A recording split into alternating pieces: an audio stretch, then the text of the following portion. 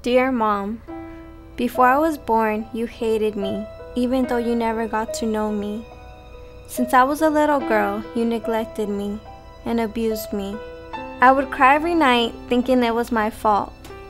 After my dad left, I had to learn how to be independent because you were never home. I remember how at 9 years old, you would leave me by myself at home. I had to learn how to cook, wash, clean, and take myself to go to school. My friends would always tell me their mom was their best friend. I always dreamed of you being my best friend. Someone I could go to for help, advice, or just even a shoulder to cry on. But you and me were opposites of best friends. We were enemies. That's why I hid things from you, because every time I tried to tell you something, you would get mad or start criticizing me. Every day I came home, I felt like I was at war. When we would fight, I remember you tried to put a pillow over my head and try to kill me. You would scream to me that I was a mistake and I should have died in the Hurricane Katrina. Those words always hurt more than your actions. Sometimes I felt like killing myself. It felt like things would be better without me. Home just didn't feel like home. Home is supposed to be a safe place where you could go to. Even the streets felt like a safer place.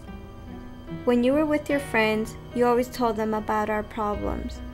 It made me look like the bad person. With your friends, you would be happy and cheerful. But at home, you were a totally different person. Nobody knew you like my dad and I did. Many times you blamed everything on my dad and said horrible things about him, like he was an alcoholic, a druggie. But for some reason, I never believed you. You never let me see my dad, and to be honest with you, I needed my dad. Now, when my dad and I talk about my feelings towards you, he tells me you tried to abort me. You tried taking hot showers and carry big things in order to have a miscarriage. I yell at him and tell him how he was never there for me, but he said you wouldn't let him come around me. I never knew why you hated me so much. One day, while we were arguing, you told me you hated me because you never loved my dad. If you didn't love him, then why did you marry him? What was the reason you stayed with him? Was it for the money? All these reasons are why I decided to move in with my dad. Ever since I started living with my dad, life has been so much better. I get good grades, I'm looking forward to go to college, and we don't fight every day.